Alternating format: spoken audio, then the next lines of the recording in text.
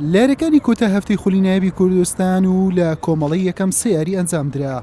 هەرچەندە هەموو شتێک لەم کۆمەڵەیە یەکلا بوویەوە، بەڵام یانەکان هەوڵی سەرکەوتنیان دەدا لەسەر یارگای خۆی برایەتی میوانداری شێروانەی کرد. لا نیوەی یەکەم دوای ئەوەی یارزانانی هەردوویانە هێرشی مەترسیداریان بۆ سەر گۆڵ یەکتر دەبێت. گۆڵ پارێزان و ستون ڕێگر بوون لە گۆڕانی ئەنجامی یاریەکە. لا خولەکی 24 تاڵب ڕەقیب توانی گۆڵ یەکەم بۆ برایەتی تۆمار بکات.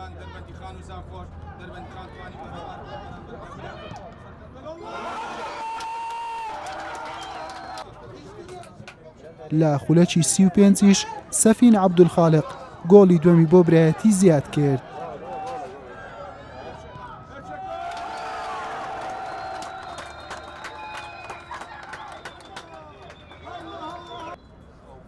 لا نیوە دووەم یاریەکە یارزانانی شێروانە هەوڵی کەمکردنەوەی جیاوازیەکەیان دەدا، بەڵام سەرکەوتوو نەبوون. لە دوا خولەکی یاریەکە سەفین مەنسوور لە یانەی برایەتی دوای وەرگرتنی کارتی زەردی دووەم بە کارتی سوور کرایە دەرەوە. یاریەکە با دوو گۆڵی بێوەڵام بە سوودی برایەتی بە کۆتا هات. برایەتی بووە خاوەنی 21 خاڵ و هاتە خانەی دووەم و شێروانەش بە 19 خاڵ پاشەشەی کرد بۆ خانەی سێم. هەردوویانە گەیشتوونە تا قۆناغی کۆتایی خولەکە. لە یاریە ڕۆماندا زیاتر بە یاریزانە لاوەکانمان بەشداری پێکردووە.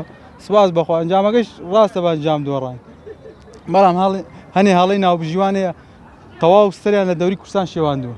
یاریەکە گرنگیەکی ئەوتۆینەوە بە سوپاس بەخۆیمە لە چاو یاریەکانی پێشووترا باشتر بووین، چکە یاریەکانی پێشووتر زەختێکی زۆرمان لەسەر بوو ڕاستیەکەی. ئیشەڵا بۆ قۆناغی شەشتی پێکەیمە بە باشی خۆمان ئامادەکەین و بەڵکو بتوانین برایەتێکی جاران بینەوە ئیشەڵا.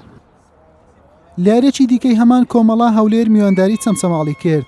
دوای تێپەڕبوونی تەنها 8 خولێک بەسەر دەستپێکی یاریەکە، عومەر محەممەدی گۆڵکار گۆڵی یەکەمی چەمچەماڵی یاریەکە تۆمار کرد و نوێم گۆڵی خۆشی بوو لە خولەکە.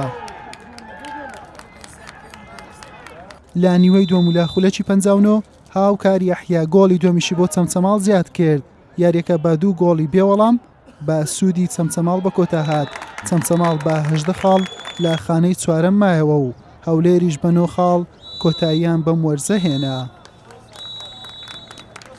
تیپەچی لا و گەنج هەر چاوەڕێ ئەنجامانە لێ دەکرا، بەڵام ئەوەی گرنگ بوو ئەو تیپە توانی چەند یاریەک بباتەوە، چەند یاریێک ئاستی باش پێشکەشکە، بەڵام خۆتان بینیتانەوە لە یاریەکانی سەرەتەوە تا ئەو یاری ئاخیریش هەمووی بەهەڵی تا کەسی یاریزان ئەویش تەمەنیان و کەم ئەزمونیان وای کرد ئێمە ئەنجامەکانمان بەو شێوەیە ئەگەر ناوەکو ئاست یاریزانەکان ئاستیان زۆر پێشکەوتوو بوو لە چاو قۆناغی یەکەم. سپاس بۆخوا بە ئاستێکی باشمان پێشکەش کرد لەسەر جەمیاریەکانە، هەرچەندە هەڵو کەم و کوڕی هەبوو و لە ئاستی یاریزانان ڕازی بووین، لە ئاستی تیپەکە بە عام ڕازی بووین.